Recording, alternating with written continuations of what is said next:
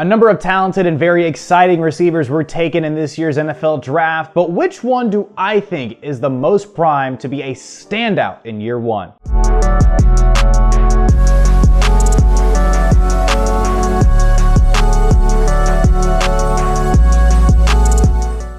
Look, obviously there are a ton of wide receivers that were taken in this year's NFL draft, and there are even more that were signed outside of the official rounds 1 through 7.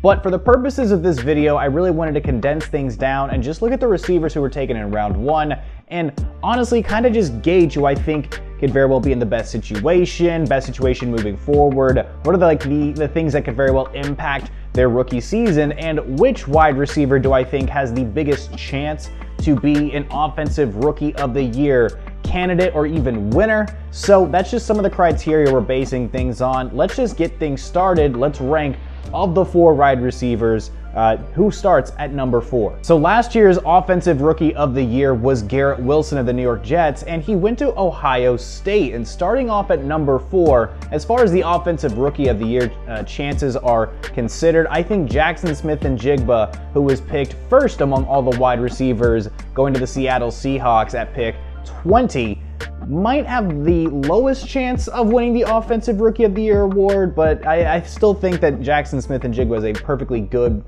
wide receiver, especially for the NFL level. I think the biggest thing that could very well impact him as far as a potential award-winning season is probably the just crowded wide receiver room that already includes DK Metcalf and Tyler Lockett.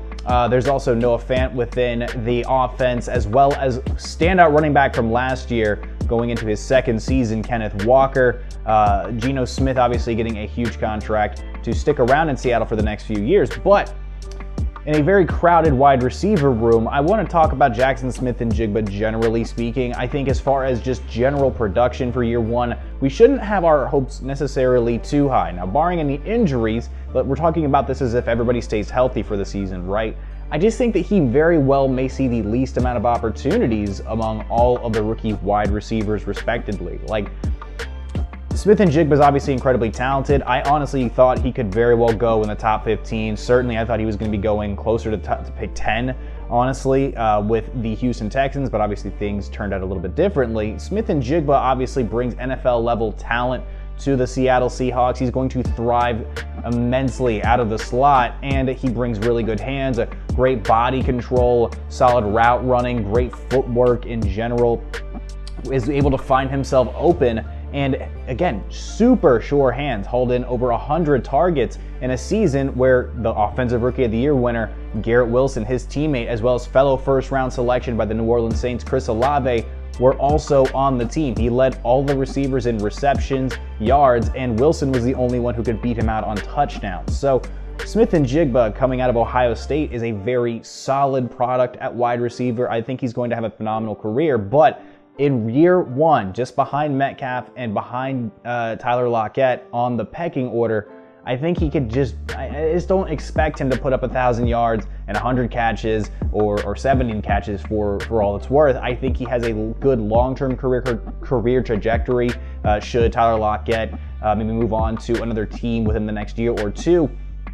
But I just don't know if he's necessarily going to be in the running for Offensive Rookie of the Year when it's all said and done. At number 3, it's Zay Flowers, who was picked by the Baltimore Ravens at pick number 22. Now, Zay Flowers is one of my favorite wide receiver prospects going into this year's NFL draft as well, but the problem is Baltimore is just a very run-heavy offense. The re-signing of Lamar Jackson, making him the richest quarterback in NFL history, for the time being anyway, is huge as far as how the Baltimore Ravens love to conduct their offense. Now, Lamar Jackson's pretty solid throw of the football. His completion percentage is fine, honestly. I want to say it's about 64% on his career average. So it's not like Lamar can't throw the ball effectively. It's just that his ability to run is what helps open up this offense. Now, Zay Flowers is going to be a terrific addition to this offense. I could very well see them using him as like this very interesting wide receiver gadget piece, like how the Miami Dolphins utilized Tyreek Hill,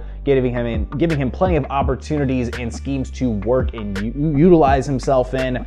He's a real home run hitter, can play the deep ball well, terrific body control, solid hands for sure, and just made mincemeat of guys in the ACC, excuse me, in college. Zay Flowers had like 12 touchdowns his final season at Boston College.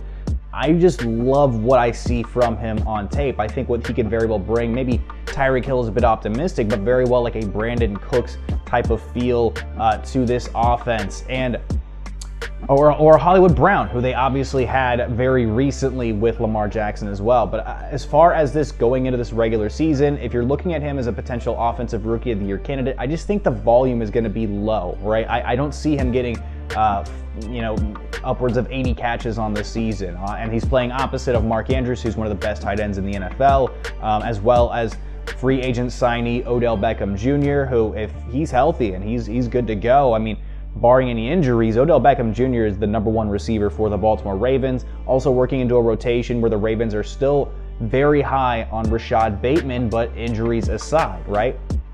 So I just think Zay Flowers might be in a little bit of a tough spot as well, a not necessarily pass-heavy situation in a receiver room where he may not be the #1 option. He's probably going to be battling for the #2 role in this offense. I think he's going to see the field plenty, but as far as offensive rookie of the year is concerned, I just don't quite see it. But again, long-term trajectory, I do like Zay Flowers a lot. I think he has the tools and the ability to succeed at the NFL level. I compared him in the offseason a lot, like his real ceiling to an Antonio Brown type of receiver.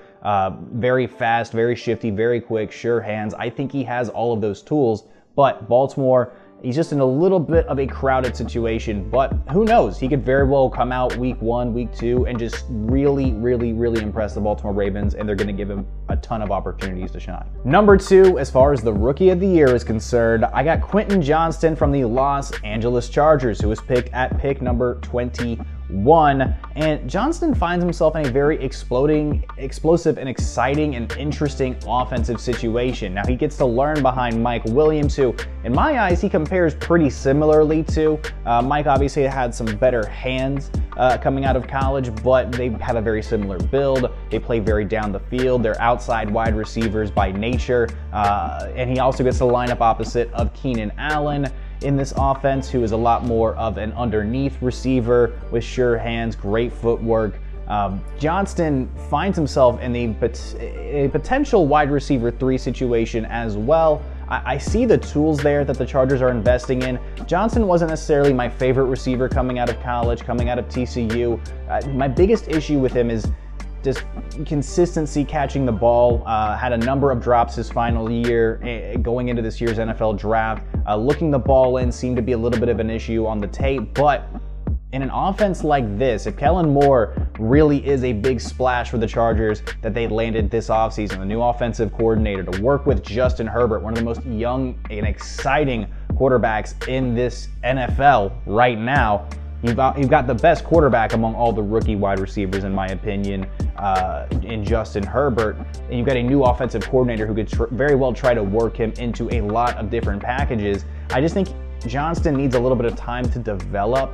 The Chargers have a very potent offense. I think they're going to try to coach him and groom him into a potential takeover role.